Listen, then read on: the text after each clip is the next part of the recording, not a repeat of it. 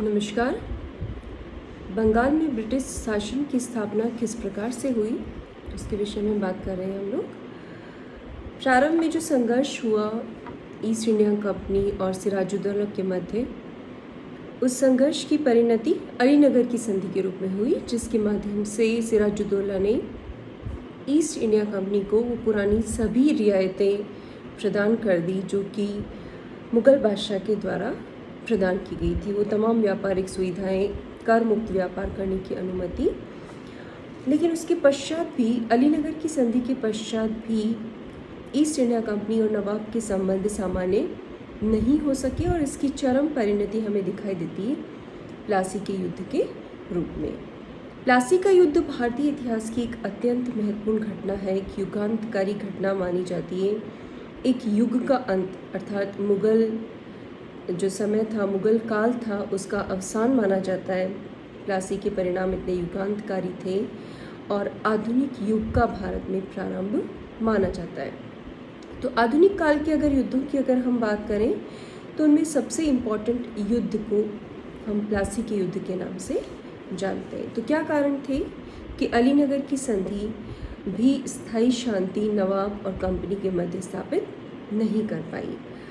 प्लासी का जो युद्ध हुआ है, उसके जो कारण है, वो तमाम कारण, उनके बारे में हम बात कर चुके हैं। अलीनगर की संधि के पश्चात जो कारण उत्पन्न हुए, उनके बारे में बात करते हैं।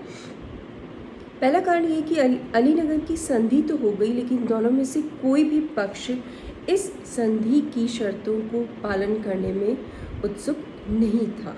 सिराजुद्दौला ने जो वायदा किया था कि वो युद्ध का मुआवजा प्रदान करेगा, तो ऐसा कुछ सिराजुद्दौला ने किया नहीं। मुआवजा ईस्ट इंडिया कंपनी को प्रदान नहीं किया। दूसरी तरफ कंपनी भी चाहती थी कि नवाब को पूरी तरह से पराजित किया जाए, तो इसके लिए युद्ध की तैयारी भी कंपनी ने अपने स्तर पर प्रारंभ कर दी। इसी वक्त एक प्रश्न उत्पन्न हुआ, वो था फ्रांसीसी बस्तियों का प्रश्न। जिस तरह से ईस्ट इंडिया कंपनी के बहुत से केंद्र बंगाल में थे, उसी प्रकार फ्रांसीसी सरकार के भी बहुत सारे जो व्यापारिक केंद्र थे वो बंगाल में थे और अंग्रेज़ उन फ्रांसीसी केंद्रों को नष्ट करके संपूर्ण बंगाल के व्यापार पर अपना एकाधिकार स्थापित करना चाहते थे। ऐसा माना जाता है कि नवाब ने कुछ अपने व्यक्तिगत पत्रों में अंग्रेज़ों को यह आश्वासन दिया था कि नवाब अंग्रेज़ों के शत्रुओं से मित्रता नहीं करेंगे। अंग्रेज़ों ने अलीनगर की संधि के विरुद्ध जाकर सबसे पहले फ्रांसीसी बस्ती चंद्रनगर पर आक्रमण किया और चंद्रनगर को अपने अधिकार क्षेत्र के अंतर्गत कर लिया। ये अलीनगर की संधि का उल्लंघन था, क्योंकि अलीनगर की संधि के माध्यम से ईस्ट इंडिया कंपनी ने आश्वासन दिया था कि वे शांति से नवाब के राज्य में रहेंगे। दूसरी तरफ नवाब की सहानुभूति भी फ्रांसीसियों के प्रति थी। नवाब ने फ्रांसीसियों की सहायता के लिए एक सेना भी भेज दी। अब अंग्रेज़ों ने थोड़ा आक्रामक रुख अपनाया और मांग रखी कि समस्त फ्रांसीसियों को बंगाल से निकाल दिया जाए, लेकिन नवाब ने उनकी इस मांग को एक्सेप्ट नहीं किया। तो फ्रांसीसियों को नवाब के दरबार और उनकी सेना से निकालने के लिए अंग्रेज़ों ने एक लड़ाई को आवश्यक समझा। इसी दौरान कुछ ऐसी परिस्थितियां बनी कि अंग्रेज़ों ने सिराजुद्दौला के विरुद्ध एक षड्यंत्र किया और ये षड्यंत्र किया गया मीर जाफ़र को नवाब बनाने के लिए, ताकि अंग्रेज़ों के द्वारा पसंदीदा व्यक्ति मीर जाफ़र को सिराजुद्दौला के स्थान पर नवाब बना दिया जाए, क्योंकि सिराजुद्दौला अंग्रेज़ों के हिसाब से कार्य नहीं कर रहा था। और भी बहुत से व्यक्ति हैं जो इस षड्यंत्र में शामिल थे, जो सिराजुद्दौला से प्रसन्न नहीं थे या उनके संबंध अभी सिराजुद्दौला से ठीक नहीं चल रहे थे। क्लाइव ने इस षड्यंत्र की शुरुआत की। क्लाइव ने नवाब के जो कोषाध्यक्ष थे रायदुर्लभ, राज्य के जो मुख्य सेनापति थे मीर जाफ़र और बंगाल के मुख्य बैंकर थे जगत सेठ, उनके साथ मिलकर एक षड्यंत्र किया और इसके द्वारा ये निर्धारित किया गया कि मीर जाफ़र को नवाब बंगाल का बना दिया जाएगा।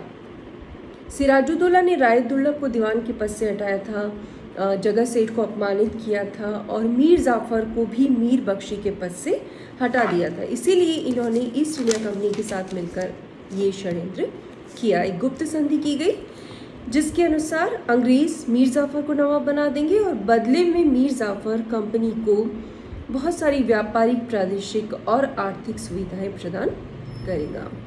ये सब निश्चित कर लिया गया, तभी अमीन चंद जो इस संधि में सम्मिलित भी था, उसने क्लाइव को धमकी दी कि अगर उसे 30,000 पाउंड और नवाब के कोष का 5% हिस्सा नहीं दिया जाएगा तो वह इस षड्यंत्र को उजागर कर देगा। इस पर क्लाइव ने एक नकली या जाली संधि पत्र तैयार किया और वॉटसन चूंकि इसके लिए राजी नहीं था, तो क्लाइव ने वॉटसन के नकली हस्ताक्षर किए और इस तरह से अमीन चंद को जाली पत्र दिखाकर उस समय संतुष्ट कर दिया गया।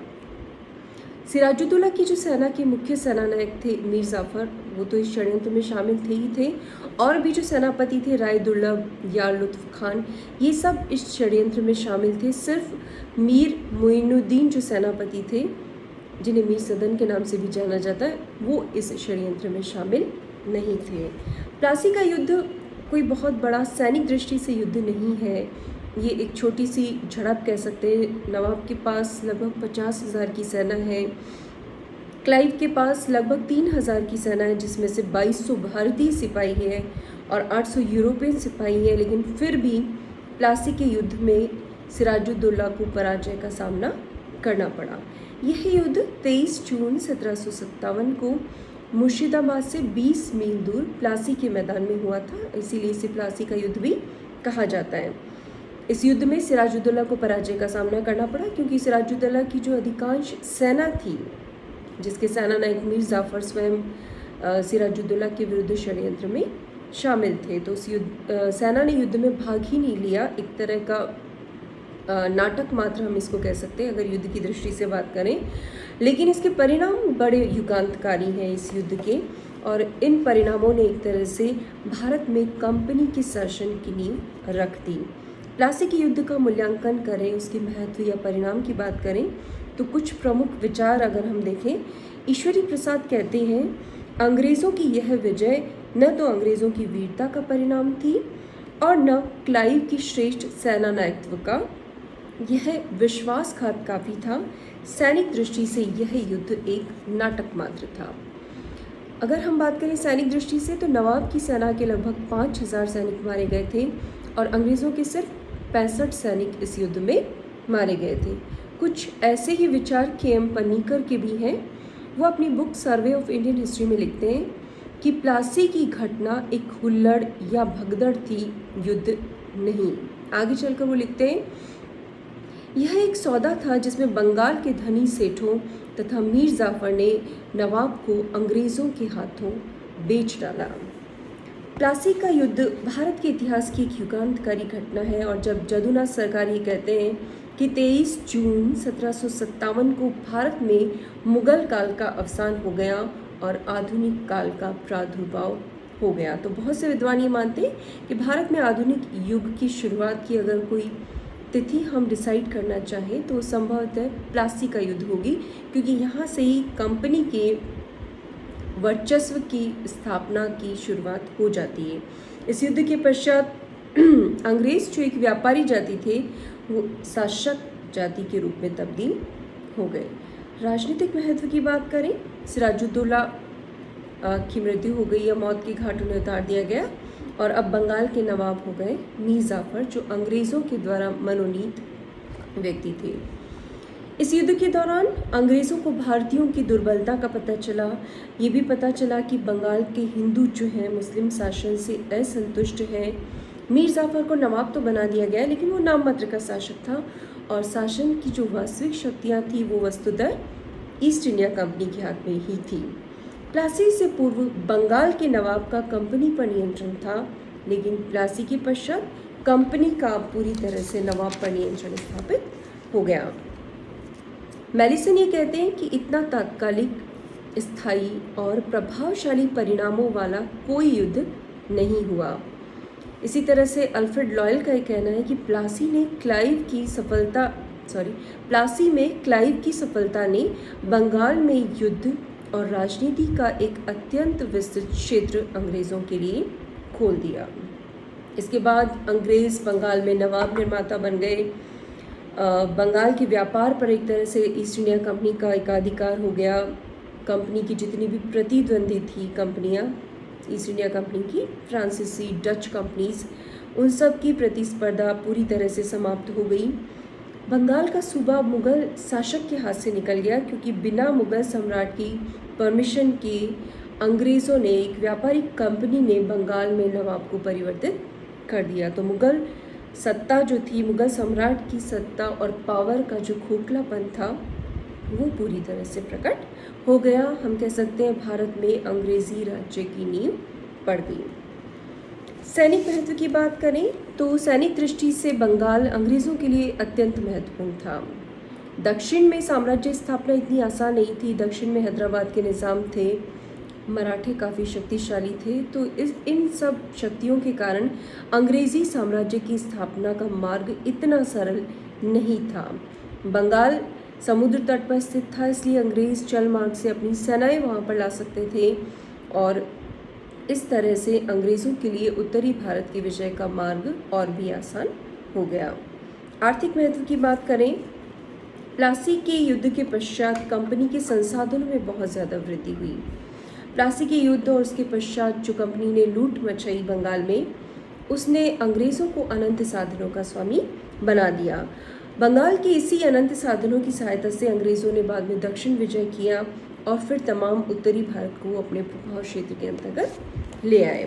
बंगाल जो था वो भारत का, कह सकते हैं हम, समस्त व्यापार का केंद्र था, और संपूर्ण जो धन था वो बंगाल में खिंचा चला आता था। तो कंपनी को जब बंगाल पर एकाधिकार मिल गया तो बहुत सारे धन की प्राप्ति हुई। पहली किश्त जो कंपनी को मिली वो 8 लाख पाउंड चांदी के सिक्के थे, जिन्हें 100 नावों में भरकर कलकत्ता लाया गया था। तो इन सब चीज़ों से कंपनी की आर्थिक स्थिति बहुत सुदृढ़ हुई, और इससे, इस धन की सहायता से उसे अपने प्रतिद्वंदियों को नष्ट करने में बहुत ज़्यादा आसानी हुई। प्लासी के युद्ध का ही परिणाम हम कह सकते हैं कि एक व्यापारिक कंपनी जो भारत में व्यापार करने आई थी, पहले जमींदार बनी, फिर जागीरदार बनी, और फिर धीरे धीरे वो बंगाल की दीवान, और आगे चलकर वो भारत की भाग्य निर्माता भी बन गई। मीर जाफ़र ने बहुत सी रियायतें अंग्रेज़ों को दी, जिसमें से अंग्रेज़ों को 24 परगनों की ज़मींदारी दी गई, पुरस्कार के रूप में 50 लाख रुपए दिए गए, और बंगाल की समस्त फ्रेंच कंपनीज जो थी, फ्रांसीसी बस्तियाँ, वो सब अंग्रेज़ों को प्रदान कर दी गई। ये डिसाइड किया गया कि भविष्य में अंग्रेज़ पदाधिकारियों और व्यापारियों को निजी व्यापार पर भी कोई चुंगी नहीं देनी होगी नवाब को। और उसके पश्चात अंग्रेज़ों ने कलकत्ता में अपनी टकसाल स्थापित की, और उन्होंने अपना सिक्का भी चलाया। उनका जो पहला सिक्का चला वो 19 अगस्त 1757 से उनकी टकसाल ने कार्य करना प्रारंभ किया। प्लासी के युद्ध के नैतिक महत्व की अगर हम बात करें तो कंपनी की प्रतिष्ठा, प्रभाव में काफ़ी वृद्धि हुई, लेकिन साथ ही साथ अंग्रेज़ों में हम नैतिक पतन देखते हैं कि अब अंग्रेज़ नैतिक अनैतिक तमाम उपाय से, तमाम साधनों से धन एकत्रित करने में, धन प्राप्त करने में लग गए।